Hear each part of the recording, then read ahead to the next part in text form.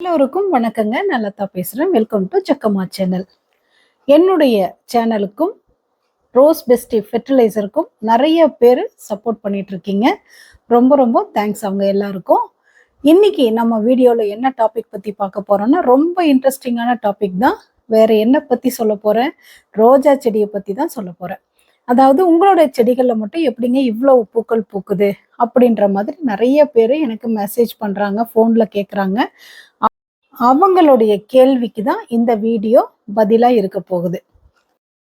வாங்க வீடியோக்குள்ள போகலாம். அதாவது ரோஜா செடி வந்து நம்ம உரம் கொடுக்குறோம், மருந்து அடிக்கிறோம். அதுக்கு என்ன சொல்றது, நிறைய ஃபுட் எல்லாம் கொடுத்து கொடுத்து நம்ம அதை பார்த்துக்கிறோம். ஆனா இதை தாண்டி மிக முக்கியமான ஒரு விஷயம் இருக்கு. பூ பூத்து முடிஞ்ச உடனேயே பூ அறுத்ததுக்கு அப்புறம் ப்ரூனிங், கவாத்து முறை அப்படின்னு ஒரு மெத்தட் இருக்கு. அதை நம்ம கண்டிப்பா பண்ணாதான் செடியில அடுத்த பூக்கள், துளிர்கள் எல்லாம் நல்லா வரும். பாருங்க, இந்த செடியில எல்லா பூக்கள் கிட்டத்தட்ட ஒரு 50-60 பூ நான் பறிச்சிருப்பேன். இந்த செடியில ஒரு மாதிரி single petal orange colour rose பாருங்க. அதுக்குள்ள ஒரு ஒரு கனவுலையுமே துளிர் வந்துருச்சு.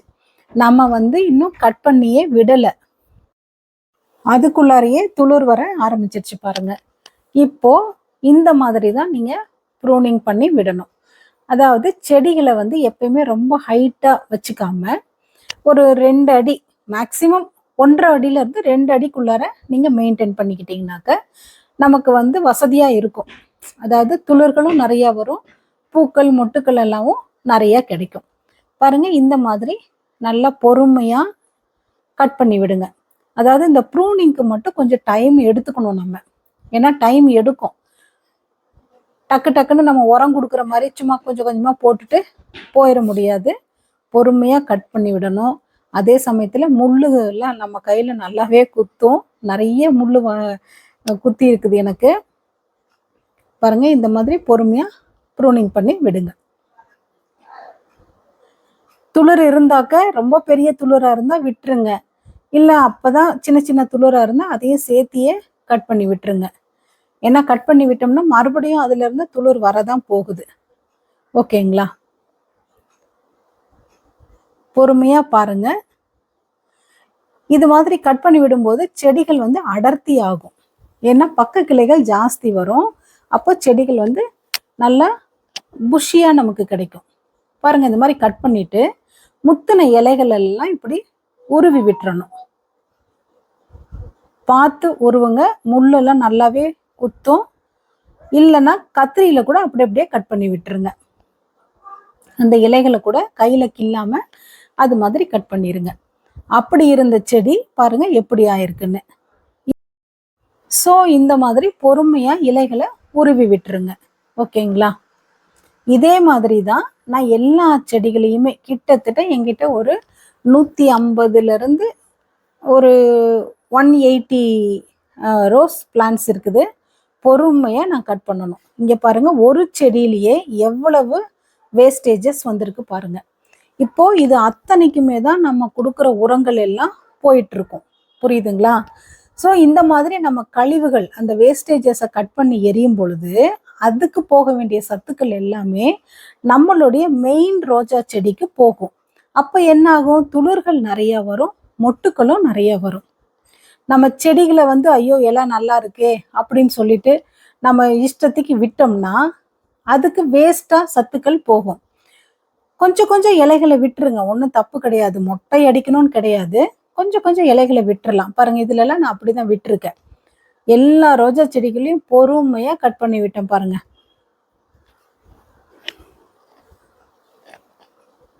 எவ்வளவு வேஸ்டேஜஸ், கிட்டத்தட்ட 2 மூட்டை வரும்னு நினைக்கிறேன் எனக்கு. இதுல எல்லாம் பூவே எடுத்துருச்சு. அடுத்தது துளிர் பூ எடுத்துருச்சு பாருங்க. இந்த கார்னர்ல ஒரு பட்டன் ரோஸ் இருக்கும் பாருங்க, அந்த செடி எவ்வளவு மொட்டை அடிச்சிருக்கேன் பாருங்க. தெரியுதுங்களா?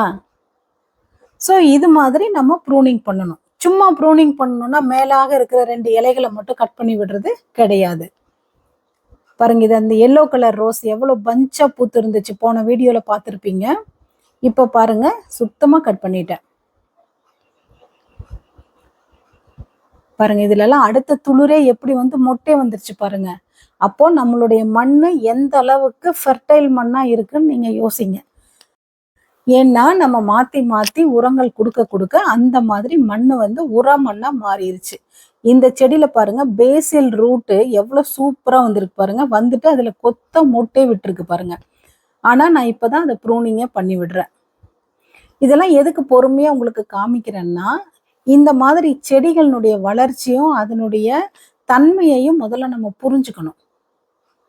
புரிஞ்சுக்கிட்டு அதுக்கு ஏத்த மாதிரி நம்ம உரங்களை கொடுக்கணும். இங்க பாருங்க எவ்வளவு கழிவுகள் இருக்கு பாருங்க, வேஸ்டேஜஸ் பாத்தீங்களா?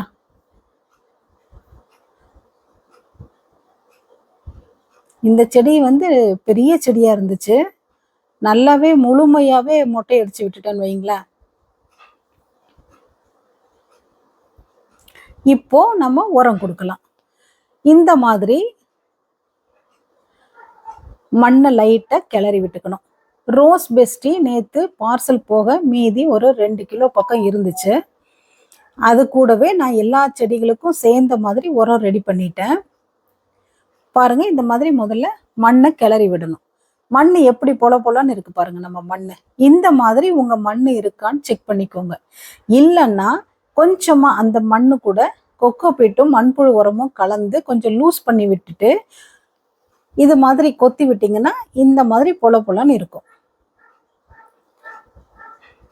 பாருங்க இப்போ இது ஒரு கைப்பிடி நல்லா பாருங்க இந்த மாதிரி எடுத்துக்கோங்க. எடுத்து ஏன்னா பெரிய செடி இல்லையா, 15 இன்ச் க்ரோ பேக்ல வச்சிருக்கேன். அதனால ஒரு 1.5 கைப்பிடி போடலாம். நம்ம பாருங்க 1.5 கைப்பிடி போட்டு மறுபடியும் மண்ணோட அப்படியே கிளறி விட்டுருங்க. சும்மா அப்படியே ஜஸ்ட் லைக் தட் போட்டு விட்டுறக்கூடாது. இது மாதிரி கிளறி விடும்போது தான் நம்ம தண்ணி ஊற்றும் போது அந்த பக்க வேர்களுக்கெல்லாம் உடனடியாக அந்த சத்துக்கள் போய் சேரும். செடியில துளிர் டக்குன்னு வரும். பாருங்க ஒரு தொட்டி இல்லை 2-3 தொட்டி உங்களுக்கு காமிக்கிறேன் பாருங்க. ஸோ மண் வளம் வந்து ரொம்ப முக்கியம். இது மாதிரி உங்க மண் இருக்கான்னு முதல்ல செக் பண்ணிக்கோங்க. பாருங்க மண்புழு பாருங்க எவ்வளோ. நம்ம ரோஸ் பெஸ்டி கொடுக்கும்போது நிறைய மண்புழுக்கள் வந்து மண்ணில் உருவாகுங்க. ஆர்கானிக் ஃபெர்டிலைசருங்கிறதுனால எக்கச்சக்கமா ஒரு மண்புழு உரம். நீங்க தனியா மண்புழு உரம் வாங்கி போடணுன்ற அவசியமே கிடையாது. மண்ணை நல்லா லூஸ் பண்ணிவிடும்.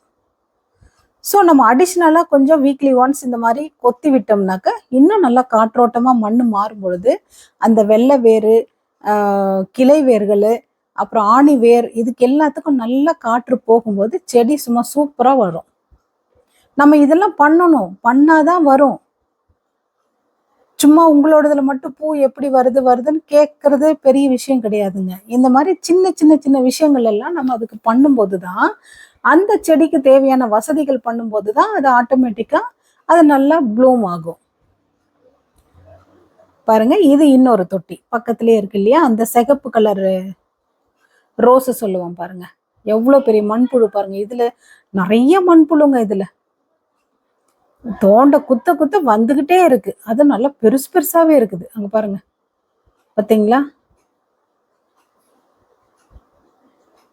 நல்ல பந்து மாதிரி இருக்குன்னு சொல்லுவோம் பாத்தீங்களா, அந்த ரோஜா செடி இது.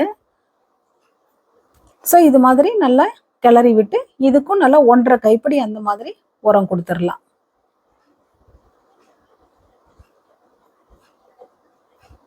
நல்லா சுத்தி போட்டு விடுங்க. ஸோ ரோஸ் பெஸ்டி இப்படிதான் நீங்க யூஸ் பண்ணணும். 12 இன்ச் க்ரோ பேக்னா ஒரு கைப்பிடி கொடுத்தீங்கன்னா போதும். இது வந்து கொஞ்சம் பெரிய தொட்டி, அதனால 1.5 கைப்பிடி நான் கொடுக்குறேன். இப்போ அடுத்தது மீன் அமிலம் நம்ம அதுக்கு தெளிச்சு விடலாம், மண்ணுக்கும் ஊற்றி விடலாம். பாருங்க கொஞ்சமா ஒரு 2-3 லிட்டர் அளவுக்கு எடுத்திருக்கேன் இப்போதைக்கு உங்களுக்கு காமிக்கிறதுக்காக. அதுல 1 லிட்டருக்கு 5 ml கணக்குல நான் கலந்துக்கிட்டேன். கலந்துட்டு சும்மா அரை மக்கு மட்டும் ஊத்துங்க. ஏன்னா கோயம்புத்தூர்ல நேத்தெல்லாம் நல்ல மழை, அதனால செடியே ஈரமா, அந்த மண்ணே ஈரமா தான் இருக்குது. அதனால சும்மா பேருக்கு ஒரு அரை மக்கு மட்டும் கொடுக்குறேன் நான். இல்லைன்னா அந்த ஹோல்ஸ் வழியா எல்லாம் வெளியே வந்துடும் இல்லையா உரங்கள் எல்லாம், அதனால கொஞ்சமா கொடுத்துட்டு மேலே தெளிச்சும் விட்டுறேன். பாருங்க அந்த கலந்தது எல்லாத்துக்குமே ஒரு 5-6 செடிக்கு உங்களுக்கு காமிக்கிறதுக்காக வேண்டி அப்படியே போட்டிருக்கேன். மீதி எல்லா செடிங்களுக்கும் பொறுமையா நான் கலந்து விட்டுருவேன். பாருங்க, இந்த மீன் அமிலம் தெளிச்சு விட்டுட்டு மண்ணுக்கு ஊத்தும் பொழுது நிறைய துளிர்கள் உடனடியா ஒரு 10-15 நாள்ல இந்த மாதிரி துளிர்கள் கண்டிப்பா வரும். மல்லி செடியில காமிச்சோம் பாத்தீங்களா, அதே மாதிரி தான். இங்க பாருங்க எப்படி துளிர்கள் வந்திருக்கு பாருங்க. இது மாதிரி ஒரு கட் பண்ண இடத்துல இருந்துமே துளிர் வரும். அத்தனையிலையும் மொட்டுக்கள் எடுக்கும். ரோஸ் பெஸ்டியினுடைய சிறப்பே அதுதான். பாருங்க, செடி ரொம்ப துளிர் வந்திருக்கு பாருங்க. இது ஆல்ரெடி இந்த ஃபார்மேட்ல நான் பண்ண செடி தான் இது. பாருங்க எத்தனை துளிர். செம்பருத்தி பாருங்க எவ்வளவு ஃப்ரெஷ்ஷா இருக்கு பாருங்க. அப்படியே பிளாஸ்டிக் லீவ்ஸ் மாதிரி இருக்கு. ஒரு பூச்சி தொந்தரவு இல்லாம எவ்வளவு கிளியரா இருக்கு பாருங்க. பாக்குறதுக்கு அவ்வளவு ஷைனிங்கா இருக்கு செடி. ஸோ எப்படி நம்ம ரோஜா பூக்கள் நிறைய அறுவடை பண்ணணும் அப்படிங்கிறதுனுடைய சீக்ரெட் என்னன்னு நீங்க இப்ப தெரிஞ்சிருப்பீங்கன்னு நினைக்கிறேன். பாருங்க, உங்களுக்கு இந்த வீடியோ பிடிச்சிருந்தா லைக் பண்ணுங்க, ஷேர் பண்ணுங்க, கமெண்ட் பண்ணுங்க, மறக்காம சப்ஸ்கிரைப் பண்ணுங்க. கண்டிப்பா இதே மெத்தடை நீங்களும் ஃபாலோ பண்ணுங்க. உங்க வீட்லயும் இதே மாதிரி தளிர்கள் நிறைய வரும். ரோஸ் பெஸ்டி வேணுங்கிறவங்க மேல ஸ்கிரீன்ல தெரியுற நம்பருக்கு வாட்ஸ்அப் பண்ணி பர்ச்சேஸ் பண்ணிக்கோங்க. ஓகேங்களா? ஸோ வீடியோவை எப்பயுமே ஸ்கிப் பண்ணாம முழுமையா பாருங்க. மேல் வெயில குறைய சொல்லாதீங்க. அதுக்காக தான் நான் இந்த வெயில் காலத்துல உங்களுக்கு ப்ரூனிங் பண்ணி உங்களுக்கு நான் காமிக்கணும், துளிர்கள் எவ்வளவு வருது காமிக்கணும் அப்படின்றதுனால தான் இப்போ நான் ப்ரூனிங் பண்ணியிருக்கேன். ப்ளஸ் நம்மளுடைய ரோஸ் பெஸ்டியினுடைய சிறப்பு என்ன அப்படிங்கிறது உங்களுக்கு காமிக்கணும்னு தான் நான் இந்த வீடியோவை நான் போஸ்ட் பண்றேன். ஸோ கூடிய சீக்கிரம் நெக்ஸ்ட் வீடியோல உங்களை நான் மீட் பண்றேன். Until then, bye from Lata.